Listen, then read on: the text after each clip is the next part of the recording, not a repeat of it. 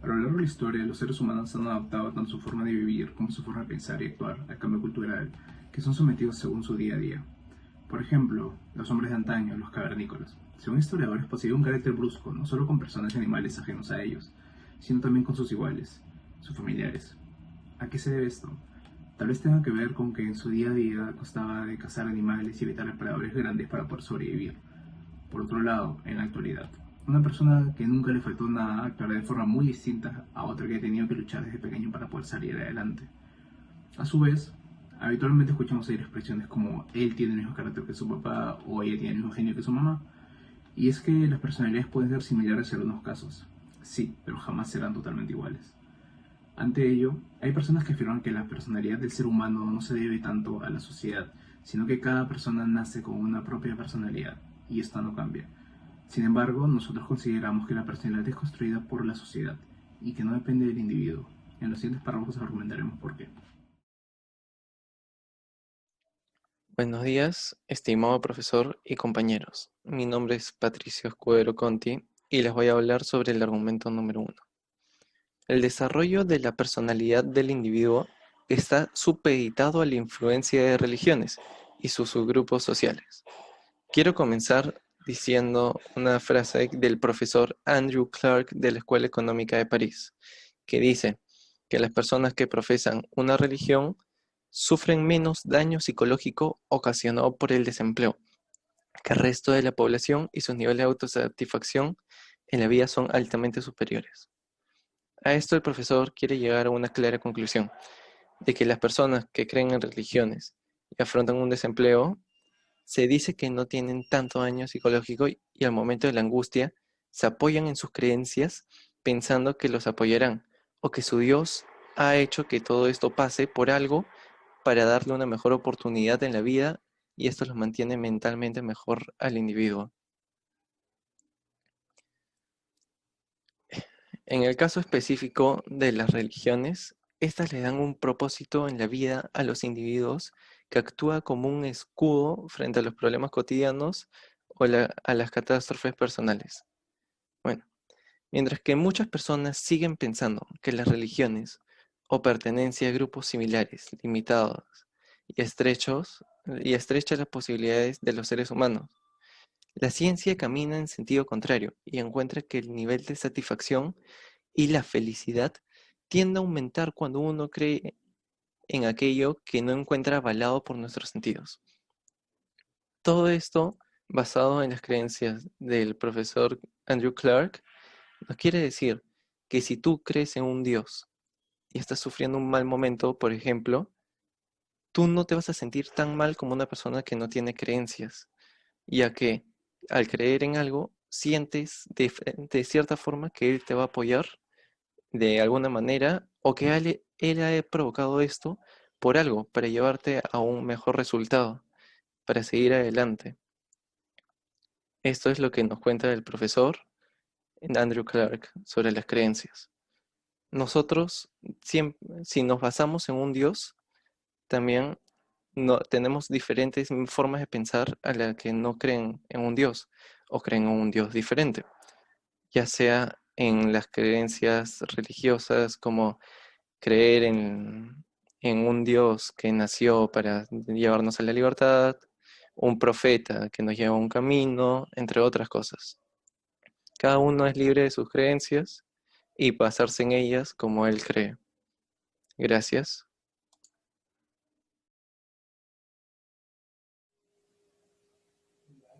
Continuando con la exposición, mi nombre es Jesús Gavancho y de acuerdo a la tesis planteada, pongo en relieve el siguiente argumento, que las conductas sociales positivas o negativas influyen de forma directa con inteligencia y diversos rasgos adaptivos de la personalidad de todo individuo, debido al estudio que utiliza una metodología correlacional con el objetivo de evidenciar relaciones de concomitancia entre la conducta social con iguales en contextos educativos e inteligencia, autoconcepto y otras dimensiones de la personalidad infantil.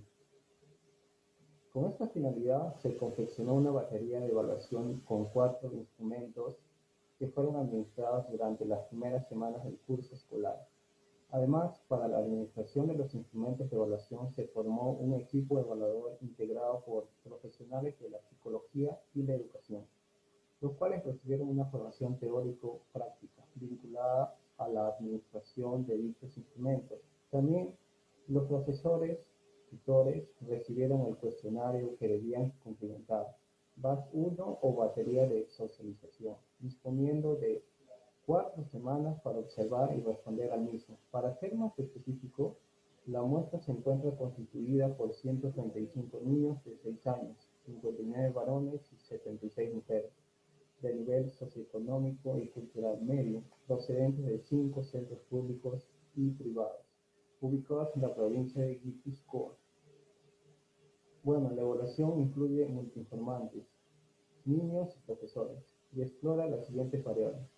Primero, las conductas sociales, por ejemplo, de liderazgo, jovialidad, sensibilidad social, respeto, autocontrol, agresividad, terquedad, apatía, retraimiento, ansiedad, timidez y adaptación social del niño, con sus iguales en ambientes escolares, definidas por la batería de socialización hecha por Silva y Martorelli en 1989. Segundo, la inteligencia verbal y no verbal, definidas por la batería de aptitudes diferenciales y generales, hecha por Juste en 1978. Tercero, el autoconcepto, definido por la escala de percepción del autoconcepto infantil, hecha por Villa y Ausmendi en 1992. Y el cuarto, las dimensiones de la personalidad infantil, tales como estabilidad emocional, excitabilidad, dominancia, sensibilidad, etc. Y definidas por el cuestionario de personalidad para niños, hecho por Coan y Cattell en 1990. Así que, de acuerdo al estudio hecho por José Fernández y Maite Garay-Portovil de la Universidad del País Vasco, los niños con buena adaptación social muestran elevados niveles de autoconcepto y tienden significativamente a caracterizarse por ser emocionalmente estables, perseverantes y respetuosos con las normas. En este sentido, quienes manifiestan muchas conductas sociales positivas o favorecedoras de la socialización en la interacción con sus iguales, tales como liderazgo y jovialidad principalmente, tienden a mostrar altos niveles de madurez intelectual, global, verbal y no verbal.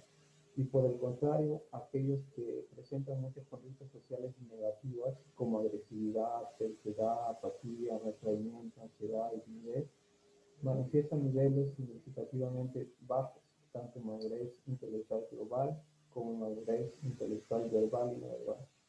Muchas gracias y les cedo la palabra a mis compañeros de grupo. El argumento 3 es un argumento por autoridad. Consideramos que la construcción aristotélica, es decir, definir las cosas por lo que son de manera específica, aplicada a la percepción del individuo social que separa el concepto del self del resto del universo, es un camino que lo condena a la alienación en relación al resto de la sociedad, al resto de la especie y al resto del universo. Este estilo aristotélico de interpretación que ha guiado el desarrollo de la sociedad occidental se caracteriza por separaciones demarcadas entre lo que es y lo que no es.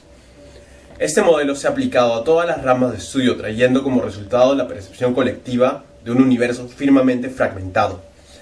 Al haberse aplicado este modelo interpretativo al análisis del individuo en sociedad, nos trae como resultado un ser humano que se percibe como un ente externo a la totalidad del mundo de la materia.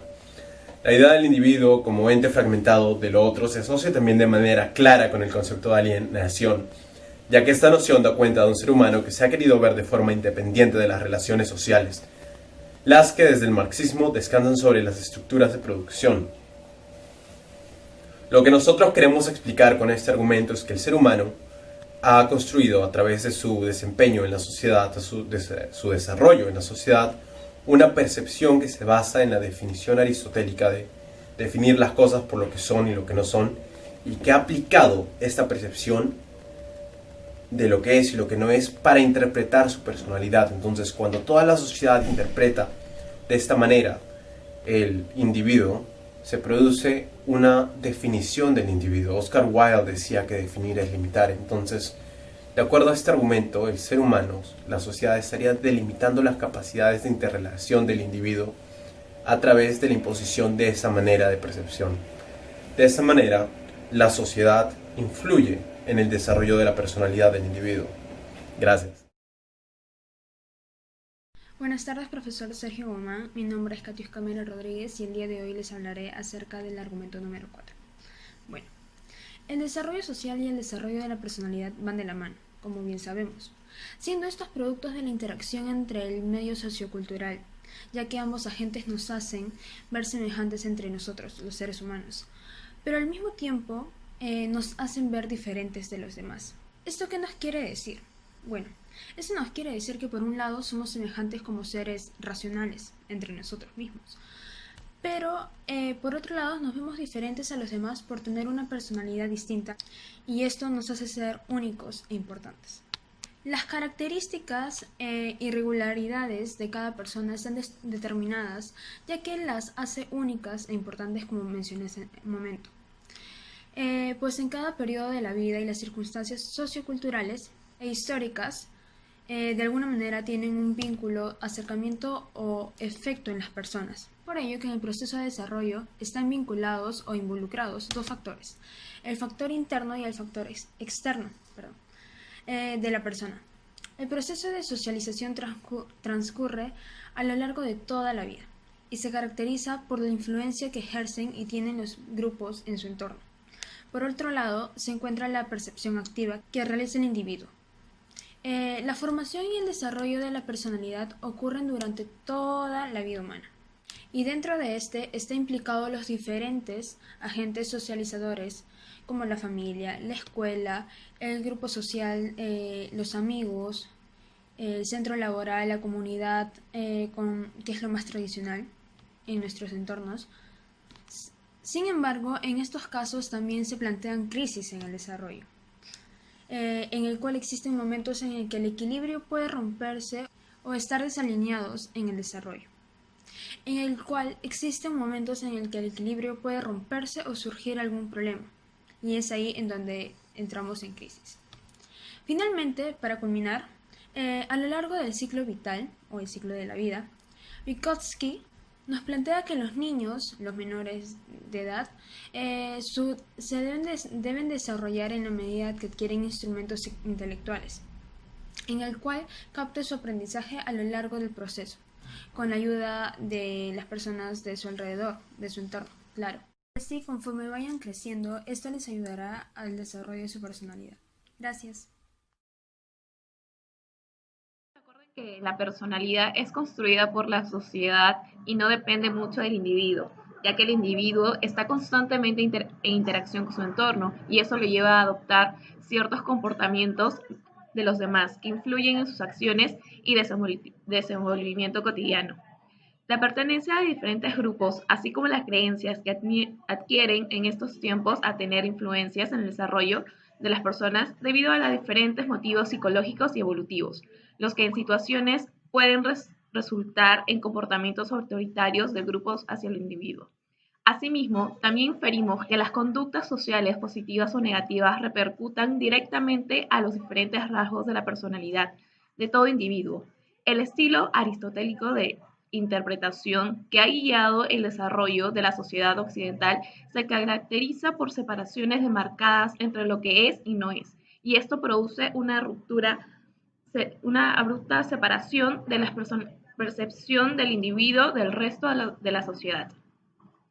Debido a lo expuesto, consideramos que la personalidad siempre será influenciada por nuestra sociedad. Por ello, nuestra sociedad debe adoptar un comportamiento adecuado frente a cualquier grupo social.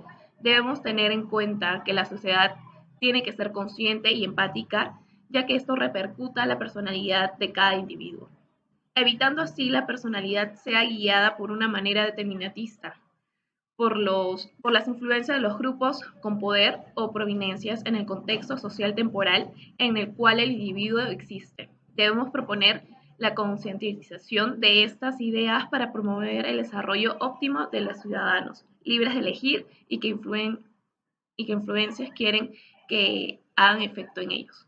Muchas gracias.